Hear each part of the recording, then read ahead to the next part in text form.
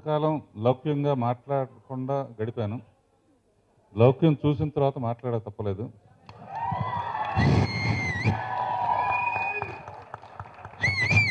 First time entertainment అదరగొట్టాడు Gopichand. Swimming పూల్లో రకుల్ అందాలు ఆరబోసింది.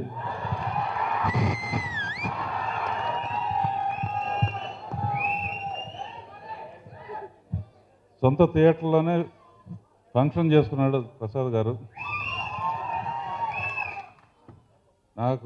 నాతో పనిచేసిన అన్నమయ్య సినిమాకు పనిచేసిన Vasu first shield. All the best Vasu. నేను ఫస్ట్ అసిస్టెంట్ కెమెరామెన్గా అన్నమయ్య సినిమాకి పనిచేశాను విన్సెంట్ గారి దగ్గర. నేను దగ్గరగా చూసిన వర్క్ చేస్తున్నప్పుడు దగ్గరగా చూసిన డైరెక్టర్ ఆయన. సో అది నాకు చాలా అదృష్టం. అంటే ఒక డైరెక్టర్ని చూసి ఇన్స్పైర్ అయ్యి డైరెక్టర్ అవ్వాలనే కోరిక ఆ రోజే కలిగింది. సో కొన్ని రోజులు కెమెరా డిపార్ట్మెంట్లో ఉన్నా కూడా తర్వాత డైరెక్షన్ డిపార్ట్మెంట్కి మారి డైరెక్ట్ అవ్వడం జరిగింది. సో అలాంటి రాఘవేంద్రరావు గారు ఈరోజు నా 50 days ఫంక్షన్కి రావటం అనేది చాలా అదృష్టంగా భావిస్తాను. చాలా థ్యాంక్స్ సార్, మీ బ్లెస్సింగ్స్ ఎప్పుడు ఉండాలి. రన్ అయినందుకు చాలా హ్యాపీగా ఉంది.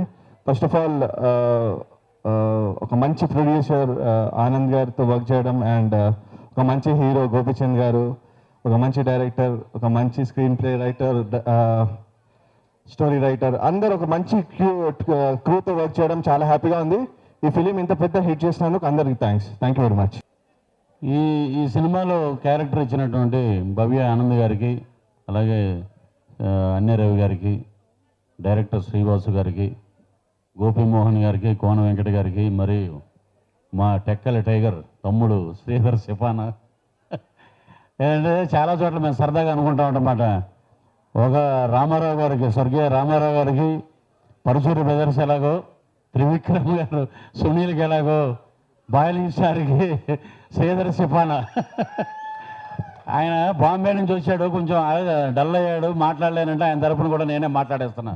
లౌక్యం 50 days హాఫ్ సెంచరీ వినడానికి చాలా హ్యాపీగా ఫీల్ అవుతుంది. అండ్ ఈ సినిమా షూట్ చేసిన సినిమా షూట్ చేసిన టైంకి చాలా ఎంజాయ్ చేసాము. ఎంజాయ్ కన్నా చాలా నమ్మకంతో చేసాము. అండ్ ఆ నమ్మకమే ఈ సక్సెస్ అండ్ ఈ 50 days ఫంక్షన్. ఇక్కడ రావడం నాకు చాలా ఆనందంగా ఉంది. ఎందుకంటే నా సొంత సినిమా హిట్ అయినంత సంతోషంగా ఉంది నాకు. ఈ టీంతో నాకు కోన వెంకట్ కానీ, గోపీమోహన్ కానీ, అలాగే గోపి, వీళ్ళందరూ కూడా నాకు మంచి ఫ్రెండ్స్. అలాగే గోపి కూడా మా చుట్టాలు అయిపోయారు కూడా. సో ఒక ఎంటర్టైన్మెంట్ ఉంటే సినిమా ఎంత సక్సెస్ అవుతుంది అనేది ఈ లౌక్యం నిరూపించింది. నేను ఫస్ట్ డే ఈ సినిమా చూసి గోపికి ఫోన్ చేసి చెప్పాను, ఈ సినిమా చాలా పెద్ద రేంజ్కి వెళ్తుంది సినిమా అని. ఇప్పుడు 50 థియేటర్స్లో 50 days ఫంక్షన్ చేసుకోవడం నాడే జోక్. ఒక 4 వారాలు 3 వారాల్లో సినిమా థియేటర్లోంచి సినిమా తీసేసిన సందర్భంలో ఇప్పుడు ఈ సినిమా ఇంత సక్సెస్ అవ్వడం, ఇప్పుడు అదే అనుకుంటున్నాం. ఎన్ని రోజులైంది ఈ షీల్డ్ కోనతో మాట్లాడుతున్నారు, ఎన్ని రోజులైంది, ఎన్ని సంవత్సరాలు అయిందో ఇటువంటి ఫంక్షన్ చేసుకొని. సో ఇక ముందు కూడా ఎన్నో సినిమాలు, ఈ సినిమా ఒక నాంది పలకాలి. ఇంకా ముందు ఎన్నో సినిమాలు ఫంక్షన్లు చేసుకోవాలి. ఇదివరకు 100 days ఫంక్షన్లు ఉన్నాయి, ఇప్పుడు 50 days ఫంక్షన్లతో సరిపెట్టుకుంటున్నారు. ఈ సినిమా నాకు తెలిసి అప్పట్లో ఉంటే 175 days ఫంక్షన్ ఈరోజు ఈ రకంగా చేసుకునేవాడు. ఈ సినిమా ఇంత హిట్ అవ్వడానికి ఫస్ట్ మెయిన్ ఒక కారణం, ఆయన ఇక్కడ స్టేజ్ మీదకి రావటం లేదు. రవి గారు, అన్య రవి గారు ఎక్కడ ఫస్ట్ మెయిన్ పర్సన్ ఆయన అనమాట. ఎందుకంటే ఆనంద్ గారు సినిమా రండి ఫస్ట్ ఈ సినిమా ఆనంద్ గారు సినిమా చేద్దాం అనుకున్న దానికి కథ కావాలి, అందరు ఆర్టిస్ట్ కాదు, బట్ మెయిన్ ఫస్ట్ కథ కావాలన్నప్పుడు చాలా ఫస్ట్ పర్సన్ ఈరోజు ఈ సినిమా హిట్ కావడానికి ఈయన మెయిన్.